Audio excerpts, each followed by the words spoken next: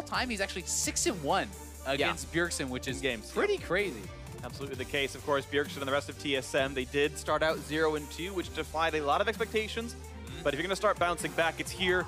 You got a week to settle in a little bit more with your new roster. You're up against a 0-2 team in Optic Gaming. This should be the time where TSM start turning it around, start feeling a lot better about themselves. So let's see which team plummets down to 0-3 to match counter logic, which team starts turning it back up. Yeah, and I mean, while it's not time to panic just yet for TSM fans, this is their first 0-2 start ever in the LCS, which is definitely surprising to hear.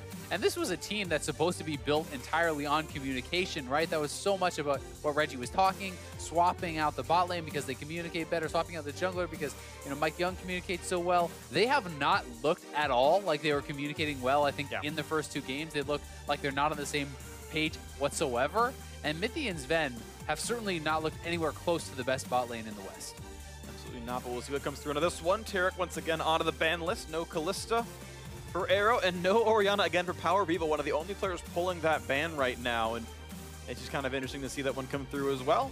Azir and Malzahar. Okay, Rise off the table. So Azir and Malzahar, the likely mid laners here in this game, but we'll see who really prioritizes what.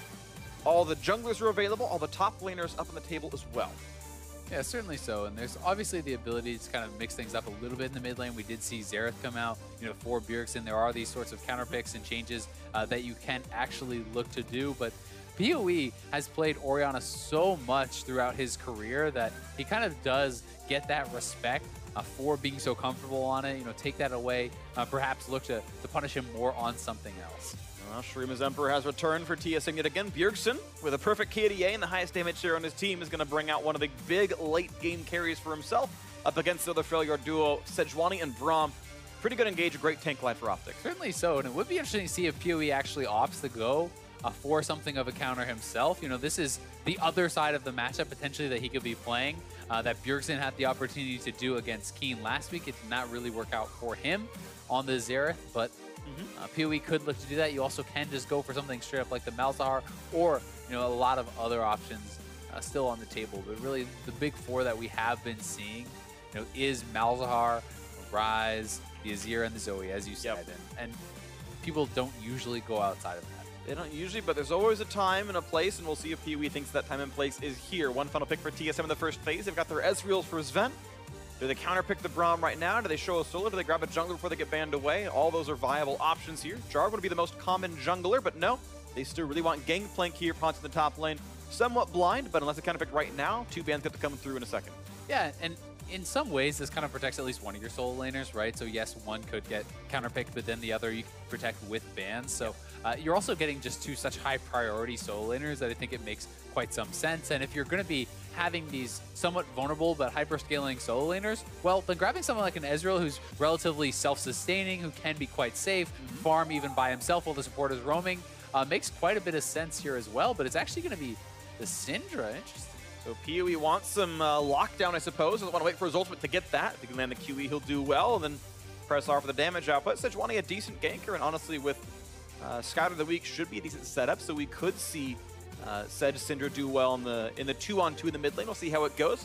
Time for the first, or sorry, I should say second ban phase to come through. Optic get the first choice on this, and the time winds down. They ban away Zac, looking to remove engage tools away from TSM that might threaten PoE's Syndra.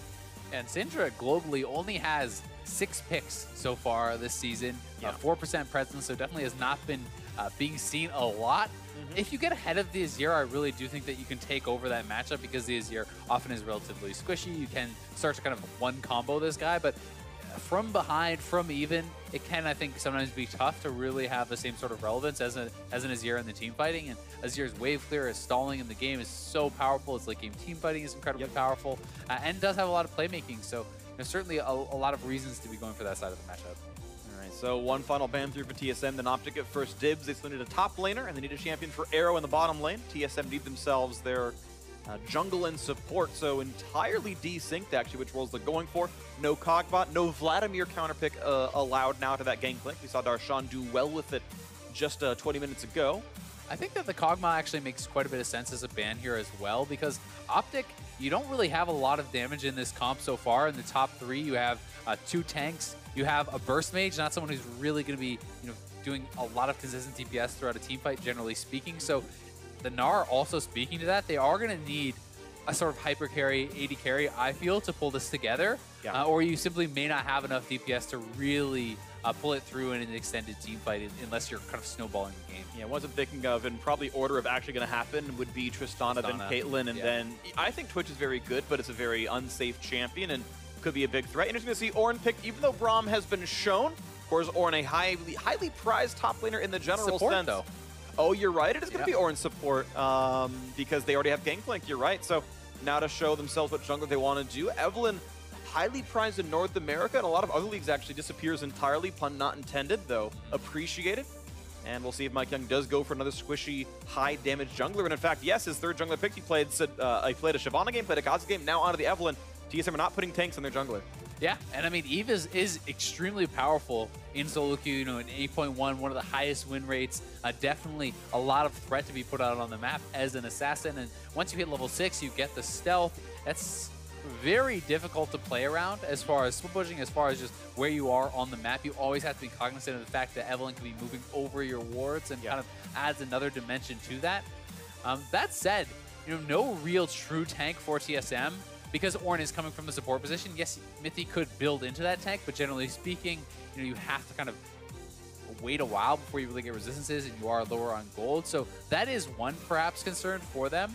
This is a team that I think can be very powerful if you can kite it out, if you can play the team fights very, very well. You know, the Azir and the Ezreal are fairly mobile, and if you can stay in the back line and be hitting people with barrels and this sort of thing, that can work out very well. But if you're falling behind it all, like, it becomes very difficult because the tanks for the other team just kind of run you down, and there are a lot of tanks on the other team. There's a Gnar, there's Sejuani, and then the Braum is somewhat equivalent to the Ornn as far as his tankiness. So definitely think that's a concern, but at the same time for Optic, if Arrow is not having a good game, I don't see them having the DPS to really make much happen in a team fight. Yeah, maybe so. It's interesting because it is a lower tank composition for TSM, that the requirement of DPS not quite lower, as high based on this comp. But yeah, still remains to be seen. You're absolutely right. There is not nearly the same kind of repeatable damage as TSM's comp. I mean, one is clearly higher on the TSM side. We'll see how it goes here into this one. Hauntzer, definitely one of the better top laners of last year. TSM, of course, reigning NA LCS champion 3 times in a row. A lot of people expected Hauntzer and Bjergsen to be huge, and they are on some very big carry threats themselves. Getting stuff into this game pretty shortly. Arrow was the MVP a year ago from Spring Split 2017. I think so far he's been very good, which is nice to see. I think he's going to remain a big factor for Optic. He's been laning well, he's been team fighting well, and Arrow as the primary DPS threat is going to be one as well. Have heard that Arrow, last I heard, was having minor keyboard issues, so they're going to look into that, and they're replacing the right arrow key. Shout out if you use the arrows to scroll the map while playing League of Legends, by the way. I actually do Open not. The keyboard, it's Christmas. Oh, baby. What'd you get? Open it up. I wonder what's inside.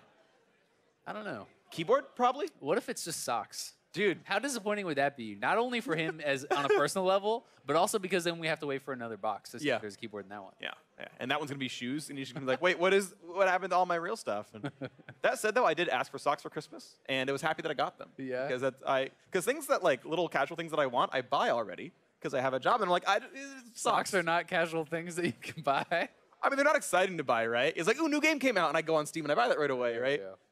Or, you know, a new Ezreal skin comes out, and You know what, Freak? Whatever your birthday is, I'm going to get you some socks. Dude, I appreciate that. Yeah. March 16th. Okay. All right, thanks, buddy. I'll mark it on my calendar. I'll turn 31. But getting back to the game, Mithy actually starting with Unsealed Spellbook on the Ornn, and he is going to be starting Knight. So pretty interesting to see that. I was expecting Guardian, to be honest, because I do think that Guardian is so powerful on the melee supports, but obviously having the Summoner spell cooldown can be very, very nice here also. And especially if you are going to be having an aggressive jungler, being able to have the Ignite on your support offers some more kill pressure, some more threat, not only in the bot lane, but also if he wants to look to roam, you know, post 6, you can just show up to a lane and ult down and try to pick up a kill there. So we'll see kind of how well that really does play out, because as far as just baseline effectiveness, Guardian is just always good. And that is why, generally speaking, Guardian has high win rates, not only just on tank supports, but also on a lot of the tank junglers. Yeah, totally agree. And we've even seen champions like Nunu, who, like, everyone was joking about being really bad, actually did well with Guardian. And, you know, worth pointing out that some of these defensive keystones are really very strong. Got a quick ETA from production, about a minute and a half to go until we're done with the keyboard at getting tested and back into the game. So we'll get onto that one pretty shortly. But once again, shout out that even though the live patch is 8.2, we are still playing at 8.1 this weekend. There's usually about a week we give teams to practice before we put them onto the patch professionally. So this would be the last few games of 8.1 for the... Getting loose. Yeah, warming up. I like that he's practicing his jaw movements as well. I don't know who talks by moving their jaw left and right. It actually sounds really weird when I'm doing it, so I don't know if he needed that, but Zig making sure he's ready to shot call properly. Yeah, I'm sure that's exactly what he's thinking. He's like, man, I got to make sure I can get warming up those German sounds properly. Just make sure I can talk with Power Bugle properly. They've got cool vowels. They have like... We're going to move on. Anyway, I like European vowels because they have like things on them. There's like accents. I like how you say you're going to move on. And then I didn't. Because I realized it wasn't worth just like... help yourself. I can't actually. No. I'm helpless in most things. You're insatiable. Your thirst for puns is never quenched. That's true. You know what would... Moving on. But can you?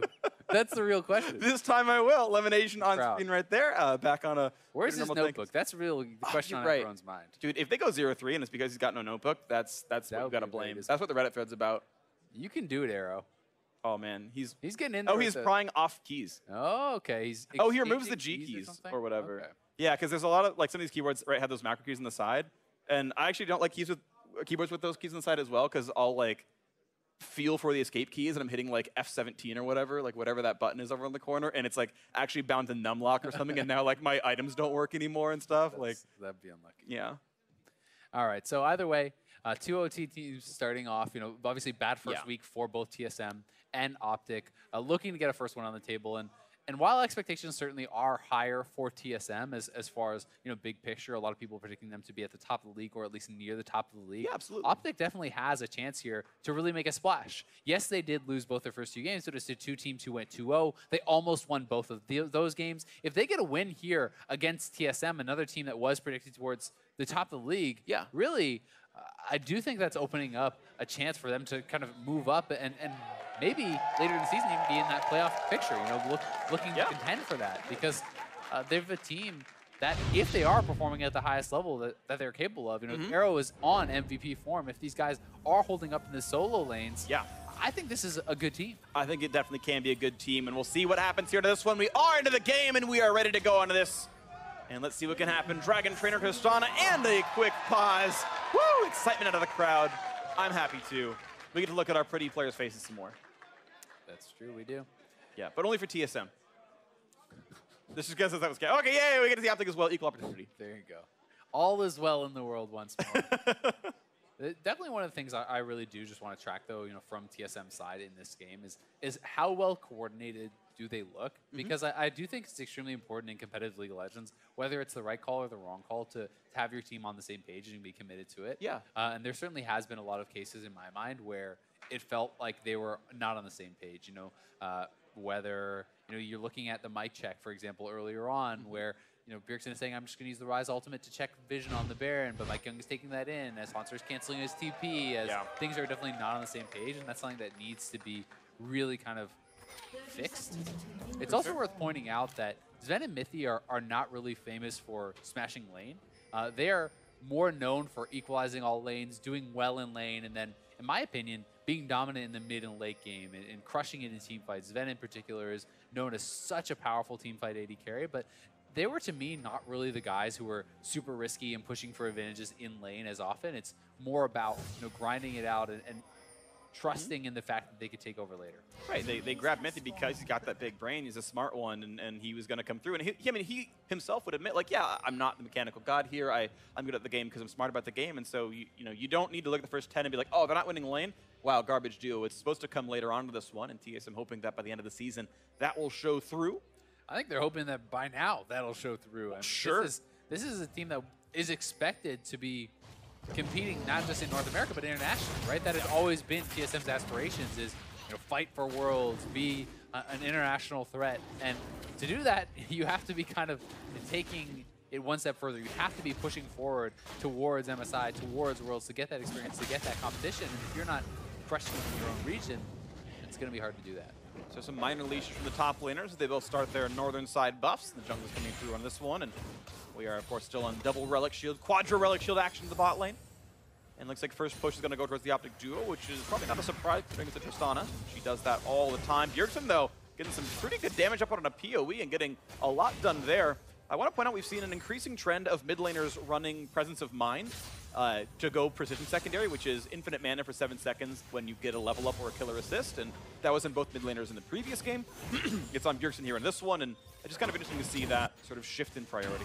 Yeah, and I think it's something that can be very powerful during the team fights. You know, if you are in an all-in sort of team fight with people dying, you're probably not going to run out of mana. But it's kind of surprising because I always kind of feel like Morello's fills that gap, you know, and if you are playing someone who doesn't build Morello, then yes, that makes a lot more sense. But if you're going to be on Syndra, I expect to see that item, and then that is kind of already taking care of that to me. Like when you get a killer assist, you're already getting a lot of your mana back, and then it's probably not really going to be an issue. So it'll be interesting to see if Power of Evil is going to go that way. Decent damage for that one.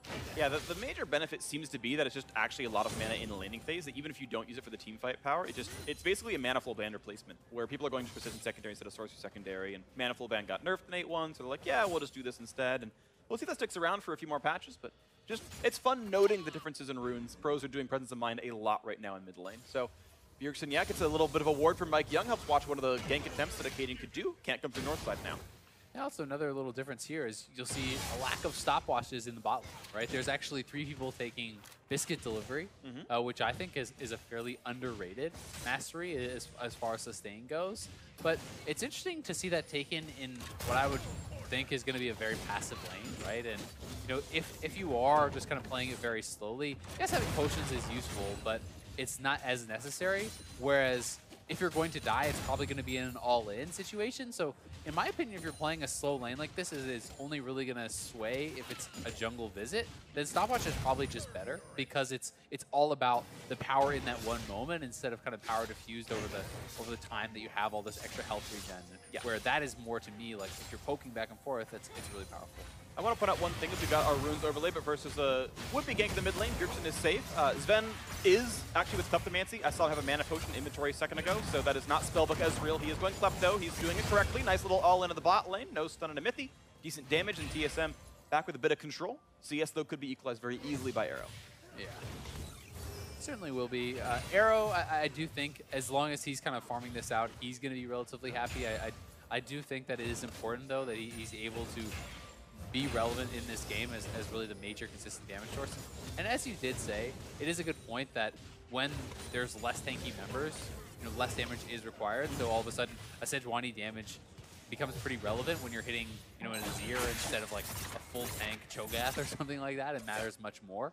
But I still do think you need your AD carry to be offering quite a bit of damage in a combo like this. Totally agree. So we'll see what comes through into this one as Mike Young once again hanging out near the mid lane, seeing if there's anything he can do about a would-be gank. But no, it's just Pee-wee walking back across the map towards the bottom side, putting maybe a new ward down. So nothing spicy just yet. Right now we do have ourselves a 1,000 gold lead to the credit of TSM. Looks like they're just earning a lot more money via Kleptomancy, though. They've got 2 users themselves, so that's it is a real gold lead, but it also kind of lies to you because it was just kind of given to them for free to a certain extent. Yeah, I mean, it's discounting the power that is inherently there in something like Fleet Forward, right? Right. Because that does not represent itself as gold on the board, but it is power, right? Yeah, exactly. It kind of evens out a little bit with that. Yeah. Gangplank also, with his passive, is getting extra gold there for anything he's killing with his Q, for with his barrels also. So definitely a lot of extra gold generation. But definitely not completely telling the full story. I would say that the biggest lead really is just mid lane right now for Bjergsen. He's doing a good job. He's doing incredibly well right now in this mid lane. Props to Bjergsen, level 6 here on both these guys. He's got to really respect what could be stunts coming out. Is running Cleanse for the Sejuani, or sorry, well, yeah, Sejuani or Syndra stun, but no barrier for the damage output. No, but I mean, he also rushed Merc Treads, right? Like, to me, the way this is very clearly telling me that Bjergsen, all he wants to do, push the lane and not interact, right? Yeah. Because if he's able to outwave clear Power of Evil, which in this case he certainly is, then all Power of Evil really gets to do is interact with minions and try to do his best last hitting under the turret. He never really gets a chance to combo Bjergsen, and Bjergsen is going very defensively because he doesn't need damage right now. He's just trying to farm. He's just trying to scale. And some of that, to even belabor the point slightly, is he's got that infinite mana from having Presence of Mind plus Mana Flow Band. Actually, he's got both mana talents by being Sorcery Precision, primary, secondary, so like plus double Doran's Ring. He gets to literally spam abilities on cooldown forever and never worry about him running out of mana while he's shoving forever. So it really does play to the style of trying to have a non-interactive lane so he doesn't int in the lane, because Sejuani is a pretty punishing jungler sometimes. Yeah, it certainly can be, especially now that Acadian is level 6 and he has kind of reached that mark a little bit faster than Mike Young. And with that combination, the first gank can be very powerful. Even if there is a cleanse available, hit the Sejuani ult, that gets cleansed into a Skylar of the Week, then Bjergsen could be in some trouble. But the Merc Treads also are giving you magic resistance, and both Sejuani and the Syndra are going to be dealing magic damage. So I just think it's a pretty smart buy here for Bjergsen, and it's a pretty intelligent way to play out this lane because TSM has a lot of really powerful scaling. So we're hitting ultimates pretty soon. As you mentioned before, Acadian has his Mike Young not yet there, but he's getting pretty close. Level 5 and Shane. Here's a jump into the bot side, looking for a little bit of a play to have. Nice damage across. Explosive Charge to do some damage in a Mythy, but looks like the TSM duo is going to be okay. And one last Mystic Shot actually kind of equalizes the trade, so Arrow forced to walk right back out. Level lead, though, could be in a better smite for Acadian. Red buff forced to leash back, and he might want to live down here. Again, Mike Young cannot turn invisible yet. He's pre-6, but Acadian says there's too much threat from the rest of the team. With all of Bjergsen's shoving going in, he can't stay much longer. And so, despite it being a good invade, Bjergsen's lane control keeps Mike Young safe. I will say I'm a bit surprised by the Tabby rush here from Zig into Gangplank. This is a Gangplank with an early Sheen, with Kleptomancy, with a Ko. He's going extremely greedy, and when you're going very defensively like that, it's extremely hard to punish. And yes, Gangplank is doing a lot of physical damage, and the parlay is very annoying, but this is not like an auto-attack-based champion, really. And it's also not an auto-attacking physical damage jungler.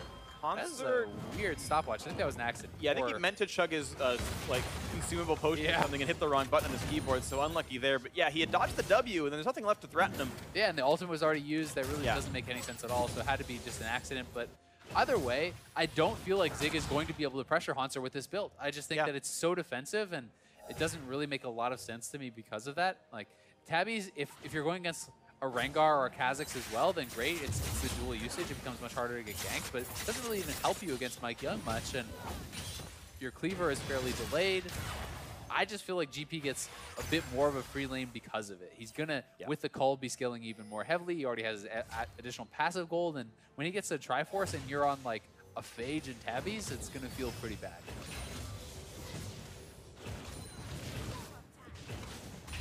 All right, and so as we look back into this bottom lane, 1,800 gold lead for TSM. And again, it's the Klepto users in the mid lane farm lead. Nice little chunk of damage towards the bot lane. Elimination forced to take a few licks and walk right back out, but everyone's going to be pretty much all right for themselves. And yeah, it has been a much lower impact early game compared to the previous one we cast, who were re-hitting some of these same points, but pretty easily Sven got to his Tier Sheen recall. He feels really good about that one. I would pretty much always take Tier Sheen over a BF towards start, so he's feeling pretty good about his lane and just stacking up.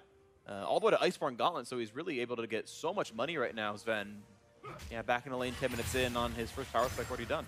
And I always think that Iceborne is an intelligent buy when your team already indexes extremely heavily on damage, because it gives you more survivability, you have a little bit of armor, you have more kiting potential with the slows, and it's not like a team that has Azir, Eve, and GP on the top side is going to be lacking for damage, so I don't think that you need the additional DPS from that Triforce as heavily, and that's why I think it makes a lot of sense here.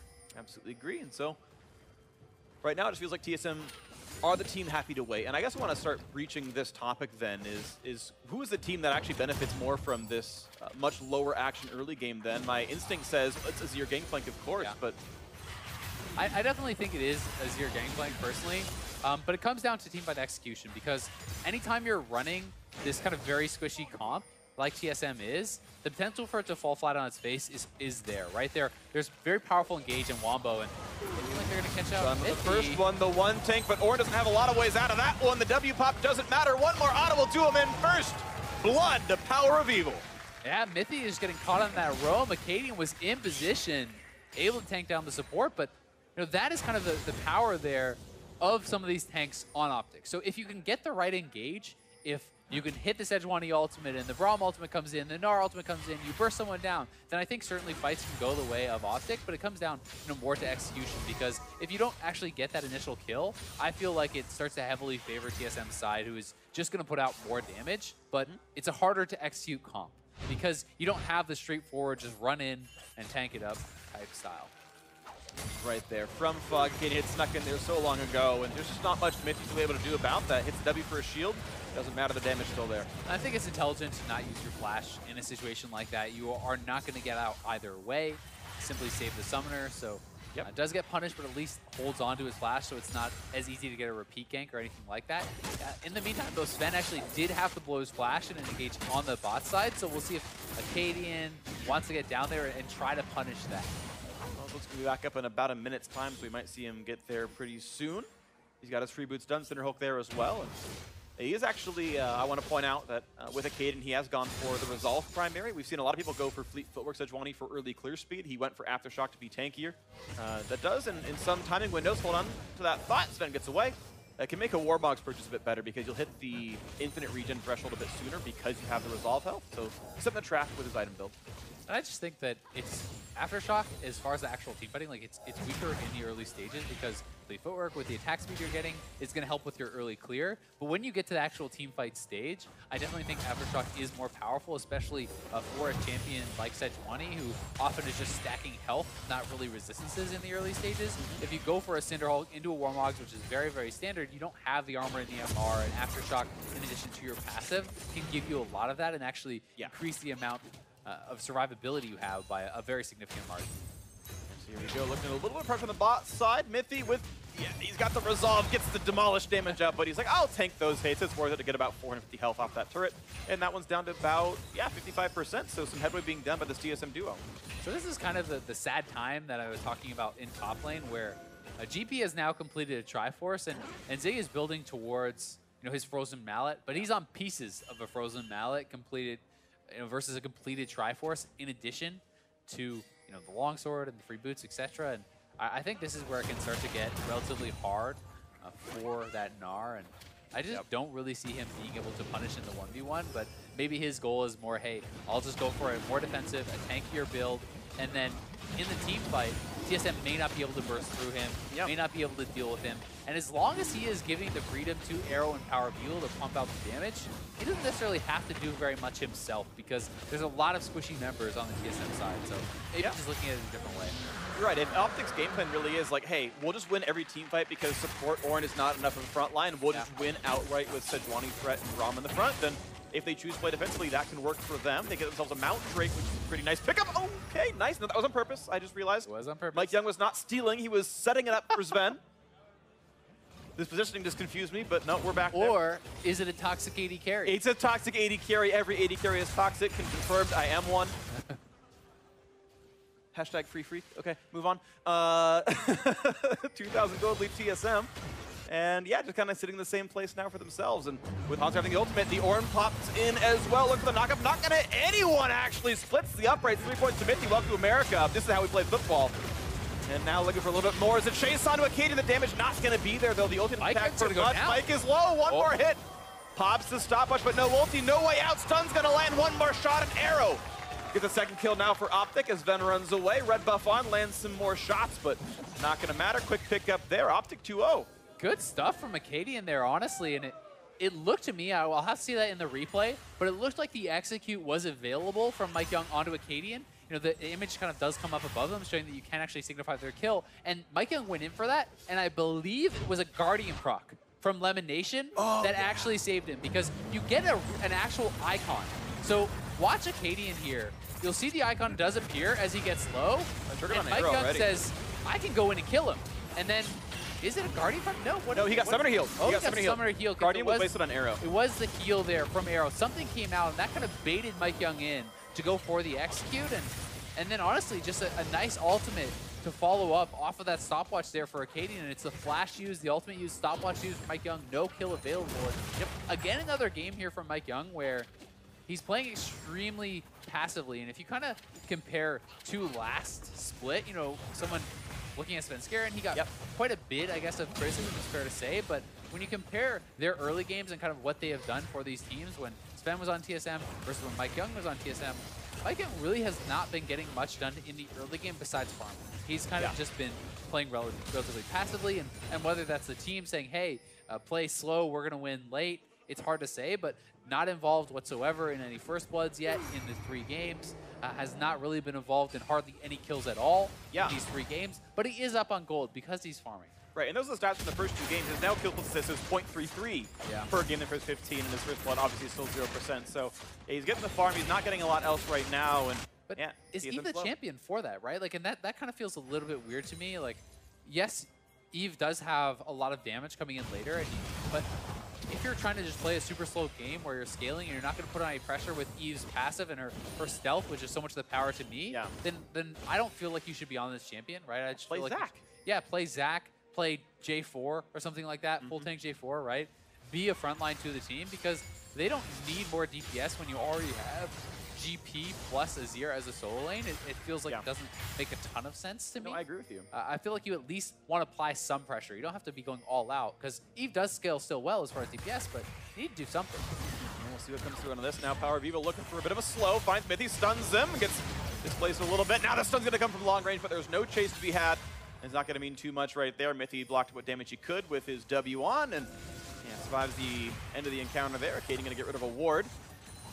It is an interesting topic because we talk about TSM junglers. It's been a perennial topic. TSM's been around North America for basically ever. And the joke is always they turn every jungler into a passive jungler. But Mike Young's playing his normal kind of champ. He's got a Kha'Zix and an Eve game, and he's just not getting things done himself. There's a nice not knock-up actually. Gets through a little bit of it now. And the Orin ult coming across and doesn't headbutt anything. So just walks away from that.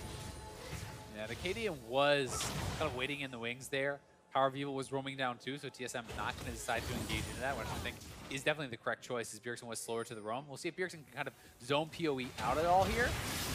Gets a little bit of damage in, but not actually going to deny any of the CS. No, one miss so far. Okay. Gets the rest of them. Mages last thing in a turret, not usually too hard. Yeah, Bjergsen had no backup there. Of course, near him couldn't go for any kind of a dive or shuffle as the rest of his team was pushed away. And okay, bot turret gets low, and that's actually first turret picked up right there. So hey, they are finding those eked out advantages in the bot lane. Sven and Mithy with very little help from what I can remember. Up 20 CS first turret as well without much else going on, and props to them. And they're up a lot of gold to their credit, right? Klepto coming in. You can see like, big gold advantage not only from the first turret, but also from Kleptomancy, from the GP passive. You know, almost reaching a 2,000 gold lead in the top and the bot as far as those marksmen are concerned. So they are farming very well. I mean, Bjergsen is ahead in CS there. So if that is the plan, to just slow play it and out-farm your opponents, then win later, then things are going certainly according to plan for TSM. It just comes down to, can they engage and properly win team fights without any tank? And that's really what it's going to come down to. It's just going to come down to the execution. Number Hansa right there gets the barrel in time, as they couldn't last hit that one, and gets strengthened about half HP. And look at this, actually Hanser also getting a lot of damage onto this turret, gets it down to about 1/3. And in this case, of course, couldn't. There's a Mega Gnar waiting to ult him, but has whittled that down over time with his lane dominance, still holding on to his 16 minion lead as well. So yeah, I mean, we can malign TSM for a slow early game, and I think some of that might be fair. There were probably opportunities earlier on in this one, but they are growing their leads over time. And to me, it's not about the fact they're playing a slow early game. It's more just, does it make sense to have an Eve as your jungler if you want to play this style, right? I think that there's nothing wrong with playing this style, especially when you are winning in farm, when you do have scaling advantages. The question is not, are they playing it, you know, unintelligently? It's, does the pick make the most sense in this style? Yeah. Now look for another attempt there on a Mithy, running away, will not get stunned, and just immune some damage with his W. Little shield picked up there, and they're going to force elimination right back out. This time around, though, it's actually priority on the mid lane for TSM, and Optic going to look for this Infernal Drake. The team's coming down. Teleport's available for both top laners. This could be the first major team fight coming in. Mike Young invisible. Doesn't help left on the Drake right there, getting exploited. A bit of damage coming through, and nice pickup. Red team grabs it. That's going to be Optic. Plus the kill actually as Mike Young falls down. He flashed in, couldn't ult right back out. Knockup's going to land on a what? That's going to be a dead Braum. Yes, elimination will fall. TSM the first kill of the game. They do lose the Drake to Optic. Yeah, 1 for 1 in the kills. The Infernal goes the way of Optic, but GP pressuring it topside, and you can see Hunter almost has this turret down, so certainly things looking good for them there, and they're pressuring the mid lane. Definitely going to be getting a lot of gold in their pockets if they could actually knock down both those outers. They're already a lot of gold ahead. They are going to get the mid, and with Zico roaming down to mid lane, they should probably get the top 2, and that's actually going to be a pretty huge early game gold lead. Absolutely the case, and looks like, yeah, everyone else far away, so TSM doing a really good job with all this. He's not going to stay for that. He knows that Zig is close enough around, so okay. Look at that one later. So here's the play again. Neither top laner deciding to TP in. The call is just Mike Young looking for the steal. He's going to go in for it. He flashes in. Is not able to actually get it. That went down too early. And it looked like it was a good scatter of the week from Power of Evil that actually delayed Mike Young from getting in there. So credit to the Optic mid laner for delaying that. They do secure the Infernal. They have a Mountain in their back pocket as well. But they are down 5,000 gold, which is honestly quite a big lead at this point in the game. And especially when you think that Azir and GP are going to be very, very, very strong. And this is the case, so things to watch out for. 5,000 gold lead feels pretty good for TSM. As long as their front line can hold in fights, Optic have managed to get 3 times as many kills as TSM so far into this one. But lane dominance has been good for the blue side. Yep. Who the next major move is. Maybe for Acadian, a couple of shots coming through. Can't be slowed for several seconds. Guardian triggers thanks to Scorch. Oh, Leandry's actually, the burn actually. So that's a 40-second cooldown on for now. 45 I think it is. Elimination going to be without that. Shouldn't matter too much though. That Keystone has a pretty short cooldown in the grand scheme of things. Sven farming pretty safely down here, and they expect this dual lane will knock down this outer turret for too long. Of course, Baron is alive, and teleports are available for these side laners in Hanser and Zig, so we expect them to be on the far side, TP in case there is a real Baron threat. It's also pretty interesting to see, Mike Young is still going for this Frostfang build, and you see a lot of players in solo queue upgrading this all the way to the Frost Queen's Flame. But when you're playing more aggressively, you're also completing the quest so much more quickly. Because he's mostly just farming, he's not actually getting the tribute procs off on players, so he's only at 344 of the 750 gold needed to actually complete the quest, so it's going to be a long time if he ever actually does complete that for the actual kind of speed up proc. Yeah, and he had bought Spell Thief's literally first item. He recalled, got that. Acadian bought Green Smite for some wards out, and you're right, Mike King has not contributed much with that item just yet. Maybe he will a bit more so in the future, just hasn't yet. And that being said, it's still a relatively efficient item. It's still, quite gold efficient. That's kind of one of the reasons it's so powerful, is because people say, hey, it's gold efficient, but then you also get the gold, then you also get the proc, and these are some benefits. But I think it's pretty smart for him to just not even finish the cross. They got the slow. Arrow's going to be immuning that one. Elimination's here for the defense. Okay, but that is the broken stopwatch now. Not sure if he even really needed to, but perhaps was expecting that Eve was there. Maybe thinking that someone else was coming in. I do feel like with your turrets still up and with Lemon Nation right beside you, you're not in that much danger, but Acadian moving up to the top side, and Sven pretty far up. We'll see if they go for this. Acadian not slow, but he will lose the passive shield and walks right back out. So no chase to be had against the TSM duo. Mithy and Sven apparently feeling safe enough. Quick blue buff handoff here. Mike Young gonna get one over to Bjergsen. Playing for his team pretty nicely. Protobelt done on the Evelyn, so still building towards ability power. Now another Ruby Crystal inventory, so we'll see what that turns into later on, but at least getting some durability in the build. Yeah, and all 3 of the carries here for TSM have over the 10 CS a minute mark, right? They are farming very well. Bjergsen 305 CS at 25 minutes, looking very good. But Hanser is very close up there as well, and might actually get a solo kill here. He still has his ultimate. A little bit of damage done right there. Zig forced to jump away, burns his flash for it, and Bjergsen wants to get around the wall, but not going to happen just yet. Optic's credit, they are at the 10 CS a minute as well, but not for the most part to the same marks as TSM. It is a better farming game for the blue team here as Bjergsen tries to keep control of the mid lane with his own turret. Pushing away PoE as well and dodging the Scout of the Week stun. Ooh, nice little shot there on his Vento. Good bit of damage out of the duo. Maybe TSM need to be a bit more respectful, but they do have lifesteal available to this Ezreal. Acadian wants to slink around, but a ward spots him. Optic, though, will finish this turret off, and there's their first turret of the game. Yeah, finally knocking one of those down, but again, Hanser has just been pressuring Zig so heavily. Bot lane turret is almost down for the tier 2. Bjergsen, is kind of pressuring around the mid tier 2 as well, and TSM is accruing these advantages. Mike Young is up on the top side. Bjergsen is roaming. They're looking to make this a 4v3, but Optic has backed off early enough, and looks like they're going to call it off. But really, TSM just feels like they're just content to play this extremely passively. And then it just comes down to execution. That's all this game is going to be. Can TSM avoid the engage and out DPS and essentially knock down their opponents? Or are one of their carries going to get caught? Are they going to get comboed? And then all of a sudden the gold lead doesn't matter. If you hit some sort of a combo that catches both GP and Azir and they instantly die, well, you don't really have this massive front line to be up there and absorbing all the skill shots and kind of tanking that up for you. Absolutely the case. So things to watch for then is, can Acadian get in? Can Zig get the TP flanker? Can Elimination get on there? Even PoE can do it to some degree as well, but remains to be seen if that can actually come through right here. 3-item build done for Arrow. He's got his 2 Zeal upgrades, so that's a really big Tristana. That's in very much online champion. Ben's in a pretty good spot himself, has the Last Whisper. Zig recalls in safety, and Hanser will keep this push going. As you mentioned, that bot lane tier 2 is an incredibly low health turret. It will not take much to be killed off. It always kind of feels nice as an AD carry as well when there's not a lot of armor built on the other team because you're not necessarily forced into a Last Whisper.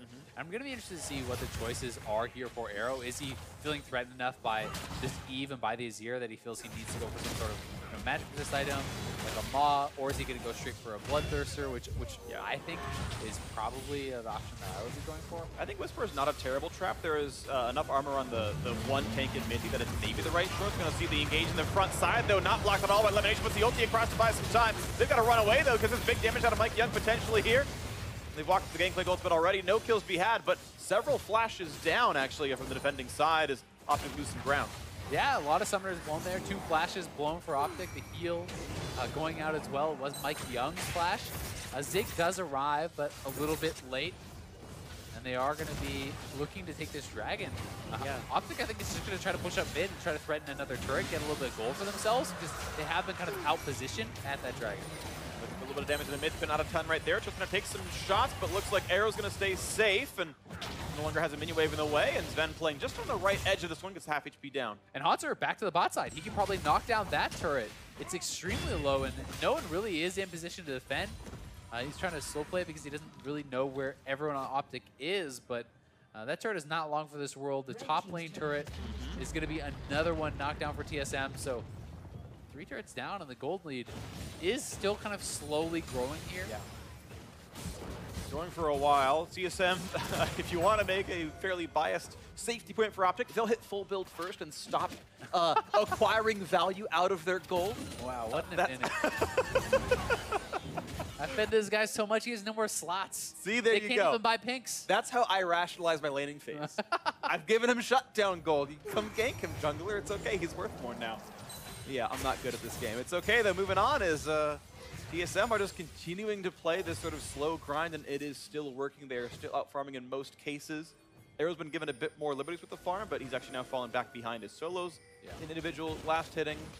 A lot of the gold is really in the pockets of Monster, though, so it's kind of how much can he convert. And you also have to take into account the fact that GP is balanced somewhat around the fact that he is going to have more gold because his passive gives him more gold. So therefore, generally speaking, you're going to have lower base stats. You're going to have things like this that are kind of accounting somewhat for that. But he is, a few thousand gold ahead of his counterpart, and the rest of the map, things are even enough that it's certainly Optic has a chance to be able to win these fights. Right here, Parlay has earned 1,400 gold via the mechanic on that one, so you can kind of track that against everything else. Now some damage onto Acadian, half HP on the Sejuani. Aftershock buying some time, but really getting low onto this one. Not a lot of resistance on that. Champion has to get a couple of jumps away to knock that a cannon barrage, and here comes the re-engage that Mithy wants in, and actually the shield had dropped, so Elimination's in a bad way, has to jump right back out. They will stay alive. They're getting away from that Ornn engage. I actually really liked what TSM did there, splitting up the Ezreal ult to actually get the Braum shield to come, then using the Ornn ulti now that it couldn't be blocked, and they're going to force onto this Baron. It's going down fast. Zig is TPing in, though. Oh, and the one-shot arrow is deleted already. That is the most important champion on the team, and that means a lot of map pressure now for TSM once again. Acadian is flashless, ultiless, and some damage on Elimination as Sven pushes them away. Mithy's coming around the side as well. They might keep chasing for kills, or at least get rid of some wards. They might just be happy with just that kill, though, and it might also just be a reset. I actually feel like they could have just started the Baron up again. I mean, you have the Ornn to tank. Haunter's going to have to flash out. He might get solo killed here. Derek's popped. Zig, can he do it? 2 more attacks will put him in, and yes, a kill on the trade back. And this means a lot. Power of Evil helping, but yeah, big kill there for them. They're going to be able to push up mid lane, and TSM not deciding to restart that Baron when Arrow is down seemed pretty surprising to me because there's not a lot of kind of power left in the Optic tank when they had no Sejuani ultimate, no Braum ultimate. Arrow is down. Here is the initial play again, and Arrow just walks into these Azir soldiers, gets sniped out by Sven and Bjergsen, and then really, what do they have to actually fight against this? But Power of Evil, nice scatter of the week, and it's Zig going over the wall to finish off Haunter. Trade of flashes, but getting the kill is certainly a big deal as it buys Optic more time and allows them to really get the minion waves going their way. That was some nice stuff. There would have been a 30-second desync between Arrow respawning and Haunter being still dead, but Optic did not get to use that to go for a Baron or anything. Looking for a flank, though. Optic, 3 members in the brush on the side, perhaps, but still a small window where Haunter can't join. Ulti only for him, and here comes actually TSM trying to engage again. They don't have Haunter really available outside of the ultimate. They're going to go for this one, though, on a PoE. Keep in mind there was a Braum ready to just block all this damage output. Elimination getting a bit low, though. He can be shut down, and in fact, he will be. Mithy getting the kill credit of all people. It seemed like Lemonation was kind of hesitating if he wanted to try to run through the GP ult or try to stand back out of it, and he kind of stutter stepped back towards TSM. And yes, you are a Braum, but you're not that tanky as a pure support. That felt like a split call because Haunter couldn't reach outside of the ultimate. Theoretically, that's a 5v4 you would then take as Optic, but boom! 947 gold apiece, thank you very much. Gangplank has some money for himself. He's got a Shiv, always going to feel really good with the wave clear there, and likely going to be working towards the last item IE, I would expect, but he could go for something a bit more defensive as well, like a GA. Either way, Arrow is actually opting to go for some magic resist, you know, so he has picked up the Null Magic Mantle, might be a QSS, could just be the straight Maw. I think, you know, after dying so quickly over by the Baron, definitely has to respect the damage that's going to be put out of Bjergsen, and if Bjergsen can kind of get his soldiers up on top of him, that is very scary, because then there's potential, you know, Mike Young coming in and executing you, but totally. It will be interesting to see what he actually decides to complete. I always do think that if a team like this that has a lot of poke and kind of long range things that are hitting you, like, you know, the Azir shoulders, and you're getting poked out by an Ezreal and the GP's ulting on you and these sorts of things, I always feel like lifesteal is so incredibly powerful in these situations, because if you're taking poke but not actually lethal damage, having a BT means you can almost instantly heal that back up, and then things like them running to the Baron off of poke damage is no longer nearly as viable. Absolutely. You a Raptor twice in your full HP. Exactly, but at the same time, if you're dying to what you think is an all-in, as he did by that Baron pit, then the Maw is going to be like the Mortal. Yeah, exactly. Going for that item here for himself, and a lot of extra shields and health for him. Looking for the engage. They're going to find the first stun. He's going to cleanse away, jump backward for the re-engage. They're going to stun Mike Young. Almost take him down. 200 HP left on him, but the Evelyn will in fact survive. Here's a big Ornalty across. We're going to knock up 2 on the bot side. No engage coming through. Barrel Chain only going to hit on a Zig, and the Ezreal only going to tag Power of Evil, but the damage is enough that Optic will once again run away from this. 9,000 gold down, giving space to TSM. This is an important fight, though. Optic has the HP advantage, and the Infernal is on the map. They already have one Infernal. If they could get the second, that's a big deal, and that's a GP all down. That's a cleanse down from Bjergsen. Cleanse down from Mithy here as well. He's actually swapped over to that. So they're going to start up this Infernal. It looks like it's just theirs. TSM will give it. And that does honestly eliminate some of the gold lead. Not as much as, you know, as it would for a team like TSM, who's building 480 and AP. But Arrow and Power of Evil are going to be noticeably stronger. And even Zig will get something from this. Absolutely agree. Arrow right now sitting on 217 attack damage. Power of Evil on 483 ability power. So, yeah, decent upticks for the two of them. To the tune of a few hundred gold, maybe 1,000 and change maybe, but yeah, not making up the 10K deficit, certainly not yet at this point. TSM, not. With the move around of resources, get to go back to the top river first themselves, though, and the rest of vision control away from Optic. Looks like Baron's going to be the next major focus, as kind of as it has been for the last 15 minutes or so. I think the cleanse is actually a pretty smart choice here from Mithy in this situation, because he knows he has to absorb the CC, and because he is not like a pure full tank, if you do get hit by the Sejuani ult and things, you're going to get burst down. So having the cleanse in his back pocket to be able to kind of get him out of some of those situations, I think makes quite a bit of sense. I like it. You know, the exhaust, are you really going to be in range of Power of Evil to exhaust him? Probably not. It's more about kiting back with this composition. So I think that the cleanse is actually a pretty intelligent adaptation here from Mithy. And I really agree. I wouldn't have thought of it, but I think it's a really, really good choice. So. Yeah. Cool to see that from Mithy here, and we'll see if that actually comes through in a big way in the next fight. On cooldown for a few more seconds. Attempted Charm, not going to come through in elimination, most likely. No one to jump onto him as the team protects. But this is now the Baron standout. This is where the attention is going to be for the next 5 minutes here, is which team can grab the Baron and take control of the map is going to be the big determinant. Critically for Optic, though, the bot lane is going to be pushing for them. So it's TSM who eventually will have to get down to that bot side and answer as this mini wave stacks up. And that's one of the things that can make these Baron baits so much harder to deal with. If TSM had the wave that Optic has to respond to, then you start the Baron when they go there, and you can force out TPs and things like that. But it's actually time on Optic's side for now. Then just poking. Sometimes you have these standoffs, and it's just who has the Lux, the Son of the Ezreal, the ARAM champions, and Ezreal landing a few Qs. Ven's feeling pretty good about that one. And this is kind of the situations I'm talking about, where lifesteal can be so powerful, right? You know, Arrow is getting chunked out. Yes, he does have fleet footwork. Yes, he is going to be getting some lifesteal and some health back from that, as well as, you know, the Relic Shield, but certainly not a ton of lifesteal on this. And they're looking for Power of Evil. Elimination, where separated. Big chunk of damage. The flash action still hits him on the top side. Elimination incredibly low. Gets someone a heal, walks away, and does not disband as a result of Arrow helping him out. But that is some summoners gone and health bars even lower now as Optic forced to run away. Yeah, they certainly are. The mid laner and support are going right back to base. Huge mini wave is stacking though on bot side, and TSM need to either now go down to bot and answer that, or they have to start the Baron and kind of push Optic into doing something. But for now, TSM is just kind of sitting around, and look how big that wave is getting on the minimap. It's just absolutely massive. The mid turret is pretty low here too.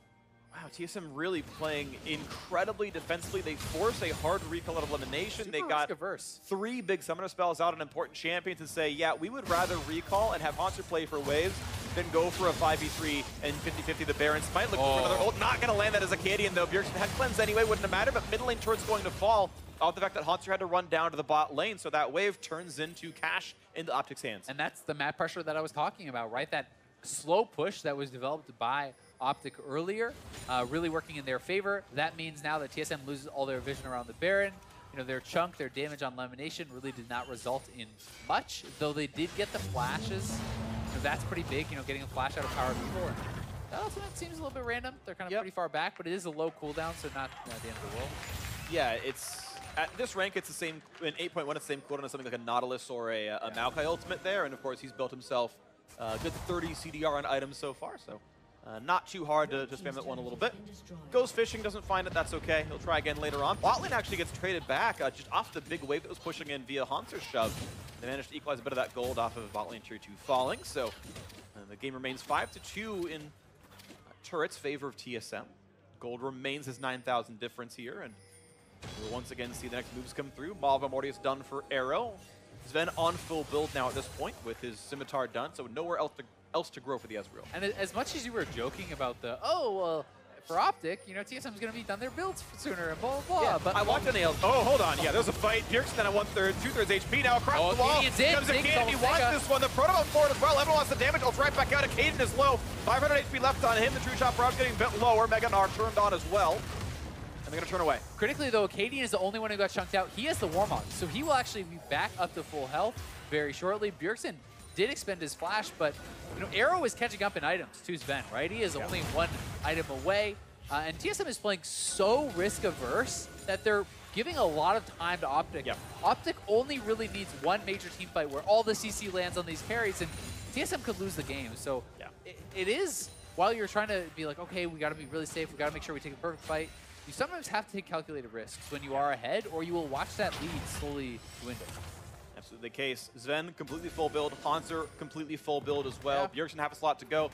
There's a lot of room to grow on the Optic side, as you mentioned. There's one full item slot still to replace for Arrow, one full item slot, and a half still to pick up for Zig right here. So, and 1.5 for Power of Evil here too.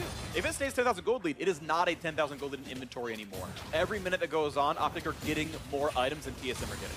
Yeah, certainly so. And obviously there's some things that can kind of change the math on that a little bit because you have the extra gold for potions, the elixirs, the wrath, and things like that. Or maybe you trade out an item later on for more optimal DPS, and things like this can change that a little bit. But generally speaking, from this point, if it continues to play slow, it's probably in Optic's favor because the gold lead is certainly going to be less and less. You still have to send GP bot to clear waves, whether he's full build or not. Going to be the case. So things to watch for now is another Scar's Boom is popped, and to look for what's going on with Optic Gaming if they're shoving in mid and looking for more. The Elder being on the map now too is also, I would say, bigger for Optic because they're the ones with 3 dragons, they're the ones with double Infernal. So while TSM would love to take it away and deny it from Optic, they get much less if they actually secure it.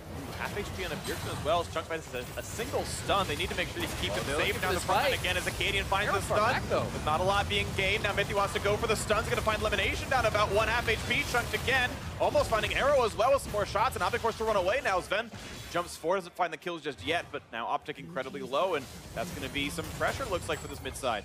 It certainly is, and TSM is doing a really good job kiting back and forth, being able to avoid the engages and then using their superior damage, their superior late game scaling perhaps to get some of this damage out, but they're actually going to be going straight onto the Baron. Optic is trying to force TSM's hand, trying to force them to come into them and fight this. Trying to rush it down. Mike Young not yet in range. He's the last one around. They didn't know that Evelyn wasn't in range because she's invisible. That actually would have been an uncontestable smite, but of course now Mike Young is here, but that's misinformation for you. Look at the waves again, though. Both top and bot working in Optic's favor. They force Haunter to come up to them. He can't actually go bot and answer that. It's a huge wave stack top, huge wave stack bot. As Haunter goes, they could start this up again and at the very least perhaps get out the teleport. But he is moving on down. It looks like Haunter is actually on the Elder. He's going to try to two-man this with Bjergsen and Optic. They're going to get it. Are not aware. So TSM nicely done, actually, off the attempted Baron bait. Optic pulled off, unfortunately for them too soon. They didn't know Mike Young was far. Pit, yeah, looks like they're going to live, though. Ezreal used a scout, and they say, okay, well, Azir's nowhere near this side of the map. They know he can't get there too quickly, so it's going to be another attempt on the Baron. Mike Young has ult, has flash. Can he win this smite fight? Not even going to be a chance he won't lose his life. So Baron picked up versus a 1.5 stack Dragon. I'd take that for Optic. Yeah, certainly so. And the other thing that's working really well for Optic about this is the Baron buff lasts longer than the Elder Dragon buff. And if TSM wants to play extremely slow, well, all you have to do as Optic is turtle for a little while. Once the Elder expires, you have this window of opportunity where their buff is gone, yours is still available, and you can start to get more gold. Plus, you get the additional gold from actually killing that Baron, which is going to help, springform them towards these last items. You can see another item completed for Zig. There's just one more to be finished for Power of Evil. He's on 5.5. So definitely getting really close to these full builds. And Arrow's sitting on 3.2k, so if he's going for Bloodthirster, it's like 3,500 or so, something around there. And once he he can sells sell his Dargons, Yeah, and that's going to sell for like 360-ish, so soon enough he'll be able to grab that one and be on full build, and that'll be, 75, 80 or so attack damage, and he'll feel a lot better about it. And as that Tristana, I mean, when you're a 6-item Tristana, you get a crit or two on someone like an Eve, someone like an Azir, someone like, even this GP or the Ezreal, and they just actually die. Yep. Well, Haunter did replace an item. He sold his boots. He's got a Phantom Dancer now, so 80% crit Gangplank. He is insane for damage now in this game. You have to respect these three gigantic threats. Looks like, final item comes through for Arrow. Imperial Scimitar going to be picked up, which... a nice mix between Bloodthirster's Lifesteal and a QSS in case you do get caught by something scary, like maybe an Evelyn Charm. Yeah, certainly so, but not a lot of CC, honestly, on this team. So I'm certainly more in the camp of Bloodthirster being a better last item here. But it does also give the magic resistance, which he's obviously worried about Bjergsen, worried about Mike Young, and there's certainly some... Turret's gone. Watch for that, too. All right, 45-minute... We're going to see a trade of turrets. Haunter split pushing pretty nicely. TSM realizing they're starting to lose the map, playing a bit more loose with the splits. They're going to go ahead and trade that as it's now 6-3 in turrets. Only inhibitors left now to be defended with those structures as Optic have finally knocked down the last of the outers. And the Elder Dragon is about to expire now. It's about one more wave and then it's gone, and then Optic really can look to push and pressure and try to utilize their Baron. So at the very least, I expect them to get the bottom turret here too, which really is going to push them even closer in this gold game, because as you have pointed out, the gold lead is somewhat lying to you now as GP and the Ezreal are full build. They are not really getting much, if anything, out from this now. Anymore. Easy rev though to Sven. Does actually have slightly diminished value for an Ezreal because you're going to slow anyway off of your Iceborne Gauntlet. But which he did sell though. He traded out for a Triforce. Oh, you're right. So I missed that. He is trying to change that up and optimize a little bit more for the DPS. He's kept his boots, but as you pointed out, Haunter, grabbed that PD. He's actually changed out to an Essence Reaver now here instead of the Ghost Bleed. So they are trying to go for more optimal damage builds, and that's also going to give Haunter 100% crit. Yeah, well, everything he's going to do is going to do a lot right there. Now, Acadian finding some time with Bjergsen, going to lose his passive. Now here comes be a nice re-engage as the ulti coming across as well. Half HP, Acadian puts a flash away. This could be a gigantic ulti by Young's already dead though, so 5v4 favor of Optic. If they can get into this fight, Zig's still safe in the back line. Minty could be running down. Arrow gets one for himself. 2 kills so far to Optic. And this is actually so big. They still have the Baron buff. The mini wave is coming, and Arrow is back to full health. Bjergsen is at half health. 1 crit from Arrow could mean Bjergsen gets dangerously low, if not goes down, but they are going to reset. They take that win, and that is what I'm talking about as far as execution. When you do not have the tanks, you do not have any room for error. Mike Young goes in, instantly is killed. Mithy cannot hold up as a frontline tank against a 6-item Tristana, against this almost full build Power of Evil, and it's double Infernal on top of that. So really, the advantages in gold are very negligible at all at this point. Absolutely the case here. Half a slot to go left for Power of Evil. He recalled back to join the team, and there's still about 10 seconds of the reinforcements not going to be joining the fight. Big barrel, though. Yeah, half HP on PoE. With the wave being cleared, this is actually going to stop the entire push for Optic, and Sven's like, yeah, I'll get a bit more done here in this one. Poke down at Kaden a little bit, who's going to grab some wolves for good measure, get towards his last item slot as well. One thing I actually really love here from Elimination, I think very intelligent, he got a Warmogs. Love it. And I think this is so smart because the way that TSM is playing, they use their abilities to chunk out their opponent, they kite back, and then they try to have a reset advantage. That is gone with the Warmogs now, and knocking down the turret, Acadian in the front line. He's tanking up for a long time. Now watch Mike Young from the top side, goes in, flashes in for Power Fuel. Power Fuel flashes out of the way, Mike Young instantly dead. And then now the focus onto Mithy. Look how fast he goes down in comparison to Acadian, who was fully tanking the 6-item Azir for a long time. And that is the difference between that support tank and the true 6-item, you know, or well, not quite 6-item yet for Acadian, but the true tanks coming out of the jungle, coming out of the solo lanes. You just have so much more gold. I just realized I forgot something. Ornn exists. In Mithy at level 14, they can now upgrade the items for TSM. Yep. The Infinity Edge can become an Infinityr Edge. The Trinity Force becomes the tons of damage dealer. I know Medic knows the names. He looked them up in the EU LCS last week. I'm not as dedicated to my craft. Molten Edge, I think. So it is Trinity Fusion. Trinity Fusion, thank you. Is the item that has been purchased here. And I believe it is Molten Edge for Infinity Edge. I said that. Yeah, there you go. So by our powers combined. By our powers combined, Rabbidan's Death Cap becomes Rabbidan's more Death Cap. We're going to invent them here on the cast. We're good enough.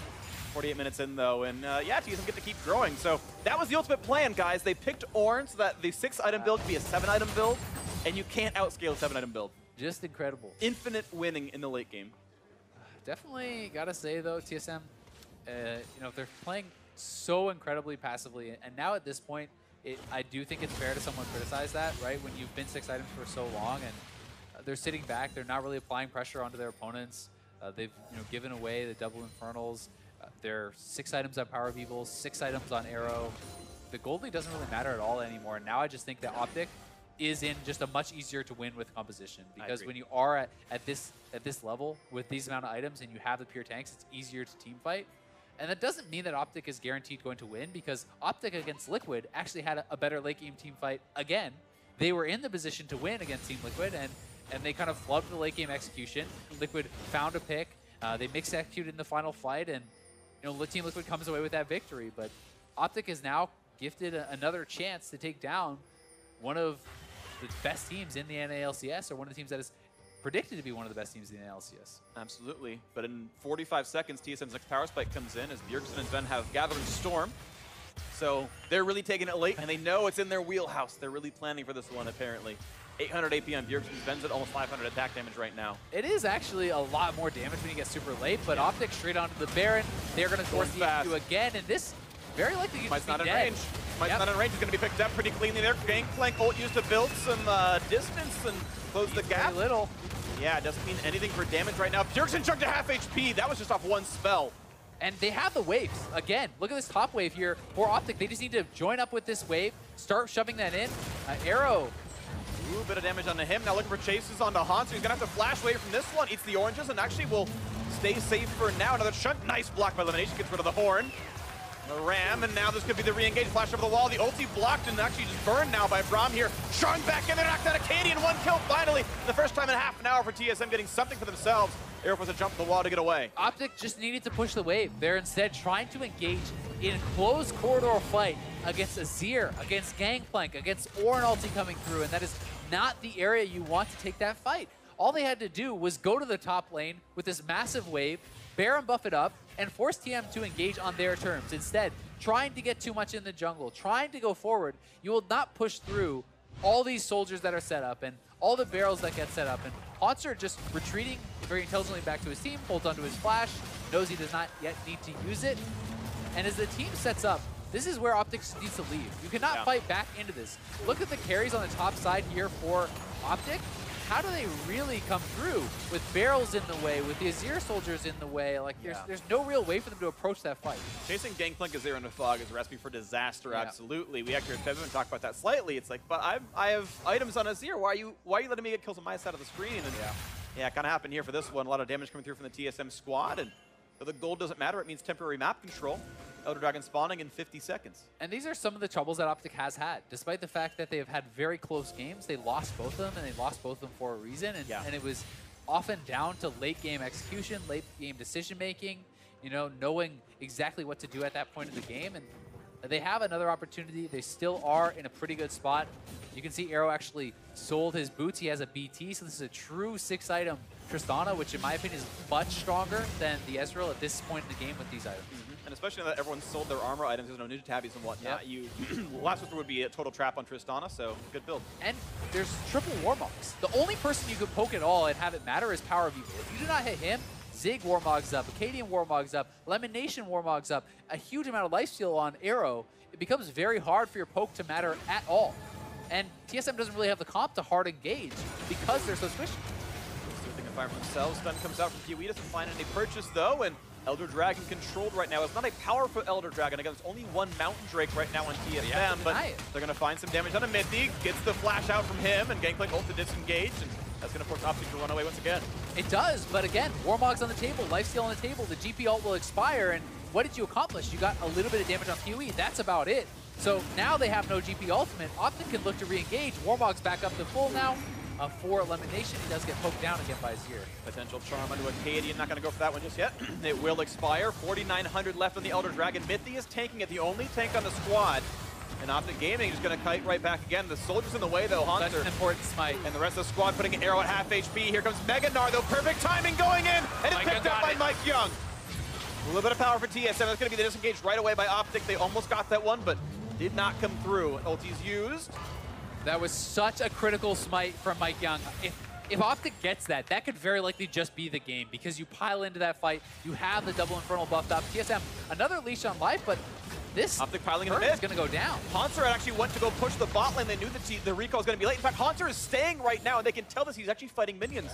Optic will actually recall to defend, though. No, this is, I mean, really smart. Now TSM just chase. You stop the backs. Haunter is going to get an inhib off this, almost guaranteed. And Optic did not need to send perhaps all their members to actually take down that inhibitor turret. And very smartly handled here by TSM. They know that Optic doesn't want to engage into the Elder Dragon buff, so Haunter simply stays around.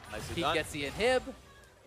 Good stuff. And you can see that Optic actually bled out 1,400 gold during that. And even though the money itself doesn't matter, PoE will blow the chase though on a Haunter. Looking for the damage against Zig, but it's a very tanky Gnar. Here comes the order to try to help out, and it will not go into the air. Zig too far in. The kill, he's forced to flash away.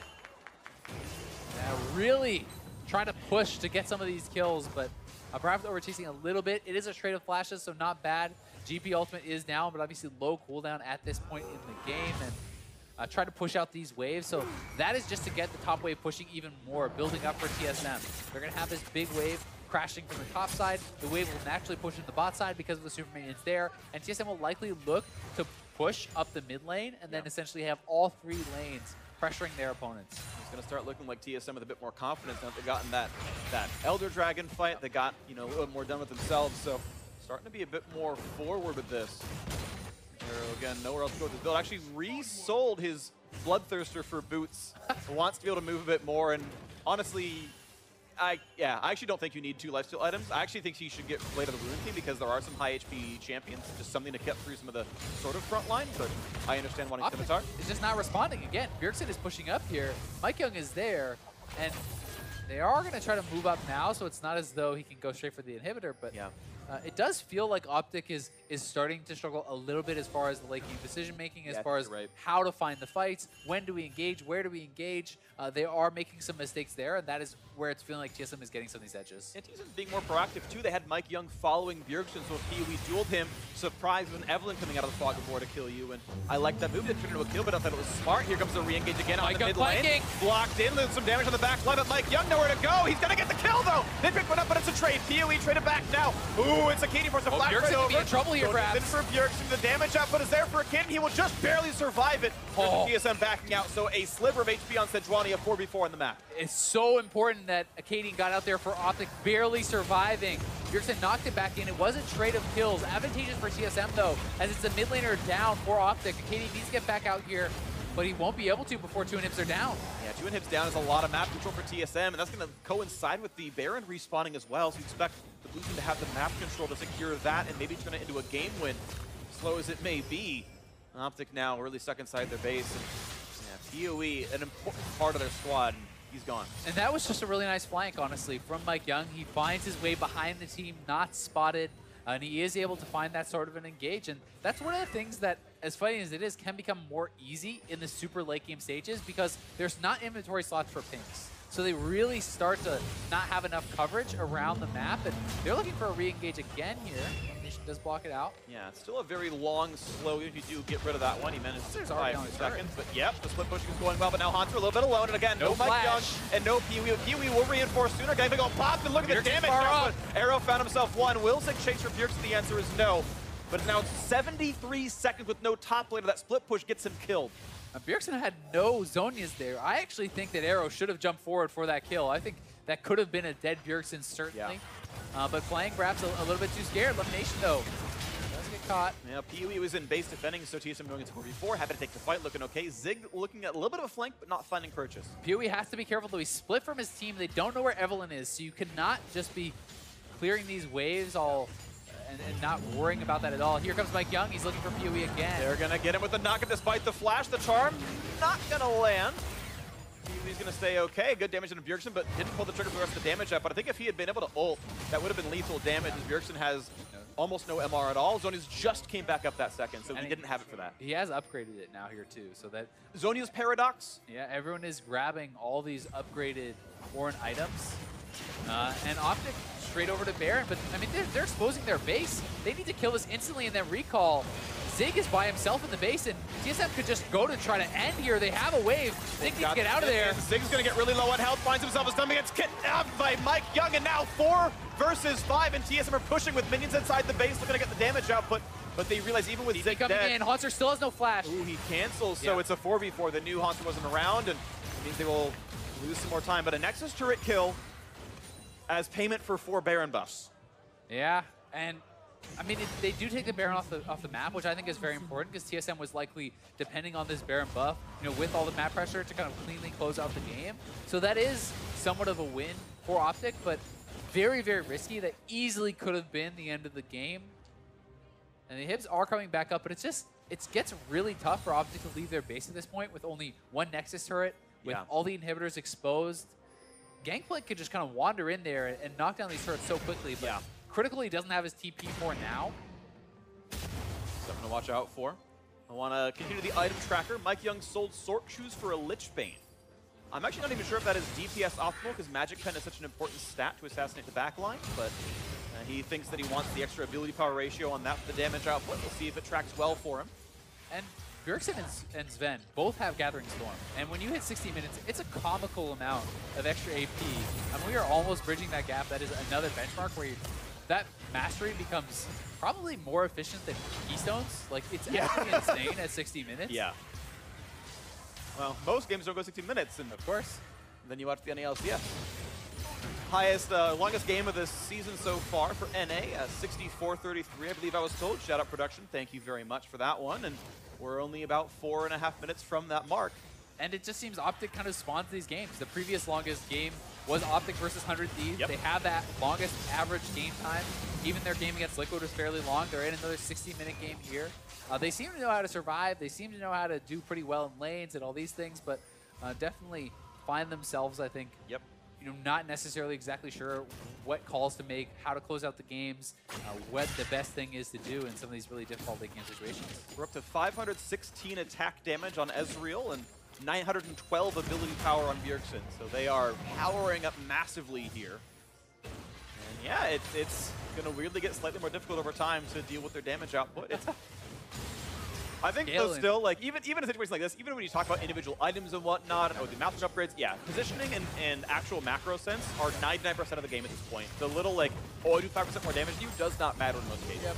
Very few cases, but when you look at someone like Katie getting away with 10% health, which could have, you know, ended the game, mastery choices matter in those sorts of situations, right? When it is very, very close, you always want to give yourself the best advantage possible, even if it's not going to decide the game most of the time. Why would you not just have the optimal build? Why would you not have the optimal runes, right? And that is more kind of the interesting part about it for me, and that's why it's a fun discussion. But you eke out like a 5% out of it, something like that. Exactly, and certainly it's going to come down to positioning mistakes. It's going to come down to macro mistakes. And Optic, again, knocking at the door of TSM, but can they actually hold on here? Canadian wants in. They're going to use the Baron buff for some extra stats here. And this one, a knockup coming across. Not really involved. But yeah, Arrow couldn't get any attacks off, and now the gank will to get the chase coming in. Here comes Orn. He's going to get forward the knockup. Only 2, actually, as they kite around to the side. Oh, the triple hit! They've killed 2 already, making a 3rd. This is a whitewash Optic. They're going to get it destroyed now, and this one is Ven is on the chase to find a few more shots. The Spooky Ghost coming out, and they're going to signal some doom right now. QS has burned to get rid of the active item as the Cadence are running for dear life. Arrow over the wall. Someone's got to go down in the mid lane right now because they can start winning the game. A nice pick off there, and Arrow left alone. What can he even do? He can jump the wall, and a nice backward shot by Mike Young. He has the damage output. The shutdown is through. A full ace for TSM. And that is going to do it. TSM should just be able to walk down mid lane here and get their first win of the season. Oh, and a heartbreak for Optic just the same. It's their second over-hour-long loss that they could have had, but couldn't play it right. TSM finally gets something on the board in the win column. A lot of work still to do for the squad, but at least one is a start. They will play again tomorrow, as will Optic, but now it's just to walk into the Nexus. There are no surprises left to be had here on this one. Nothing's going to stop this. TSM will take down Optic in Game 2. Certainly will, and did a good job hiding back, sealing the final team fight. It did feel like Optic was not all on the same page with that engage. You see Sejuani go forward, you see Braum go forward, and you see Arrow, still on the minions, still on the inhibitor, not really able to really find their groove as far as the end game team fights. And TSM deserves a lot of credit for that. They never really gave them the opportunity to find those all-in fights. They were always cutting back, they were always disengaging and putting out so much damage to the members of Optic that were coming forward that it became very difficult to actually pile in and ever finish off any of those fights. Well, the handshake's coming through. Sven and Mythy finally get their first win in North America alongside Bjergsen, Mike Young, Hanser, and well, maybe this is the start of things going up for TSM. I did think this was going to be a bit of a close match because Optic was looking better than expectation, TSM looking worse than expectation. And we did have a close game for it. Yeah. TSM chose to play a very, very slow game, and I think by design, I think they came in saying, hey, we think we're the better late game shot calling team. They ran Gathering Storm on a few of the carries, which was probably on purpose because of opposing team. And that plan did work at the end of it. Yeah, it certainly did, and credit to Mike Young. He found some really nice flanks in the later stages of the game, and I think despite the fact that he wasn't really involved early,